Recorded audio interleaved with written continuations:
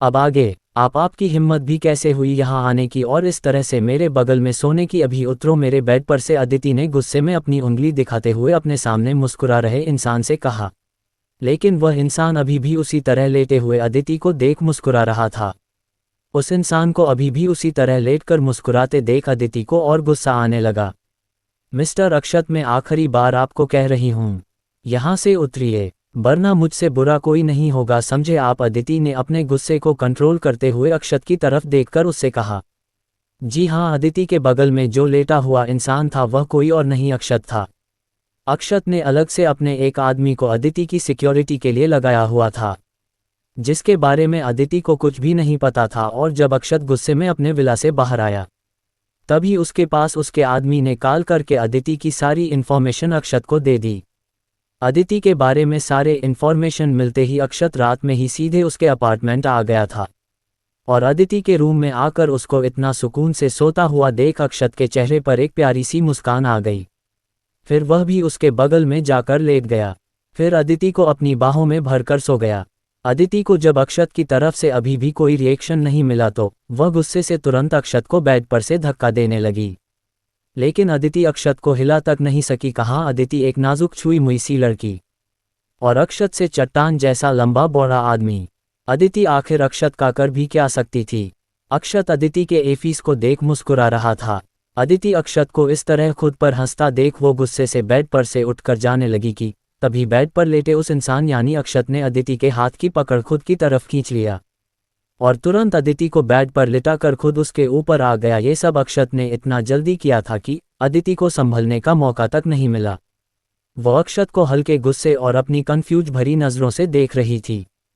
अदिति के खूबसूरत चेहरे को अपने इतना करीब से देखकर अक्षत का गला सूखने लगा। जैसे ही अक्षत की नज़र अदिति के होठों पर गई तो वह खुद को रोक नहीं पाया और बिना वक्त गवाए अक्षत ने अदिति के होठों पर अपने होंठ रख उसे बहुत ही पैशनेटली किस करने लगा। अक्षत के अचानक ऐसा करने से अदिति की आंखें हैरानी से बड़ी हो गई। यह अक्षत के ऐसे किस करने से सज रह गई थी, उसे बिल्कुल भी होश नहीं था कि अभी अक्षत उसके साथ क्या कर रहा है। अचानक अक्षत ने जब उसके होठों पर काटा तब जाकर अदिति को होश आया। अदिति जैसे ही अपने सेंस में वापस आई, यह अक्षत के कंधे पर अपना हाथ रख उसे खुद से दूर करने लगी, लेकिन अदिति के ऐसा करने से अक्षत की पकड़ उस पर और भी मजबूत हो गई। अक्षत अदिति के होठों को और भी पैशन के साथ घूमने लगा। जब अक्षत को एहसास हुआ कि अदिति को सांस लेने में प्रॉब्लम हो रही है, जब वो धीरे से अदिति के होठों से अपने होठों को दूर किया, लेकिन वह अभी भी अदिति के ऊपर ही था।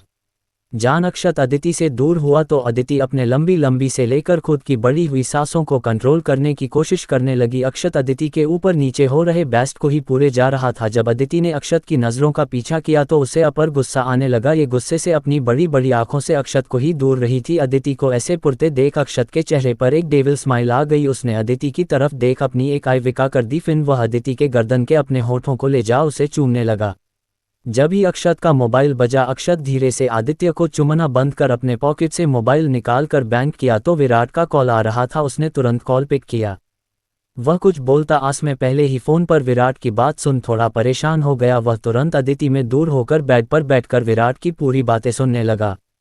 मैं अभी वहां पहुंचता है, विराट की बात सुन अक्षत ने सीरियस होकर कहा और फिर तुरंत कॉल कट कर दिया। अदिति जी की वही बेड पर ही लेटी हुई थी। यह अक्षत के चेहरे को ही गौर से देख रही थी और अक्षत के चेहरे पर अचानक सीरियस एक्सप्रेशन देख अदिति को थोड़ा अजीब लगा। न अक्षत की तरफ ही देखे जा रही थी। जब अक्षत को किसी की नज़र खुद पर महसूस हुई, जब न अदिति की तरफ देखा तो अदिति अक्षत की तरह कंफ्यूज नज़रों से देख रही थी।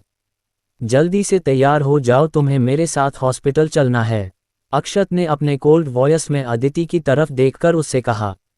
अदिति तो कुछ बोलने वाली थी, लेकिन अक्षत के चेहरे के कोल्ड एक्सप्रेशन को देख वह कुछ नहीं बोल पाए। अक्षत अदिति से कहकर सीधे वॉशरूम में चला गया।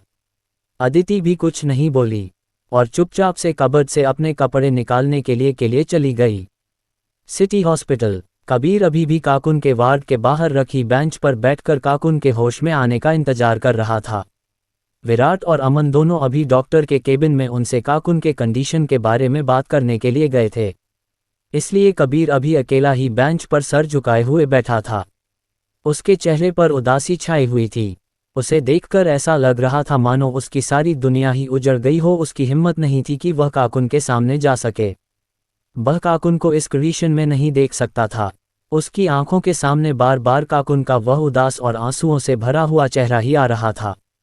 उसका काकुन को दर्द देना, उसे हमेशा गलत समझना, जिस पर काकुन का बिना कुछ कहे सब कुछ सहना, ये सब एक एक करके कबीर के सामने किसी फिल्म की तरह आ रहे थे। आज कबीर की खुद पर ही बहुत ज्यादा गुस्सा आ रहा था, जैसे खुद से नफरत होने लगी थी। कुछ देर बाद जब कबीर से नहीं रहा गया तो वह बेंच पर से उठा और काकुन के बेड का डोर ओपन कर धीरे से अंदर गया। जब वह अंदर गया तो काकुन को बेड पर बेहोश लेटा हुआ पाया।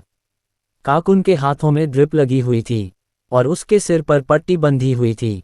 उसका चेहरा, जो हमेशा गुलाब के फूल की तरह चमकता खिलखिलाता रहता था, आज वही चेहरा मुरझाया और पीला पड़ गया था।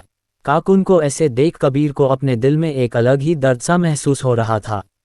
ये धीरे से चलकर काकुन के बेड के पास गया और वहीं रखे एक चेयर पर बैठ गया। फिर काकुन के हाथों को अपने हाथों में लेकर बहुत ही प्यार से काकुन को निहारने लगा। उठ जाओ ना बाइफी, तुम्हारे बिना मैं बिल्कुल अपूरा हूँ, तुम मुझे पूरा बनाती हो। काकुन, अगर तुम नहीं तो मैं नहीं, मेरी सांसें तुमसे चालती है। बहुत बेवकूफ़ था मैं जो तुम्हें खुद से दूर कर रहा था घर। आज समझ में आया कि मैं तुम्हें कभी खुद से दूर कर ही नहीं सकता। तुम तो मेरे अंदर बसी हुई हो, तुम मेरे दिलो दिमाग पर छाई हुई हो। बाइफी, एक बार अपनी आंखें खोल दो, मैं वादा करता हूँ कि मैं अब तुम्हें कभी कोई भी तकलीफ नहीं होने दूंगा। कबीर ने काकुन के हाथों को अपने होठों से घूमते हुए उससे कहा। ये सब कहते हुए कबीर की आंखों से आंसू निकल रहे थे। उसके चेहरे पर दुख साफ दिखाई दे रहा था। वहीं वार्ड के बाहर दो जोड़ी आंखें कबीर को ही देखे जा रहे थे। To be continued.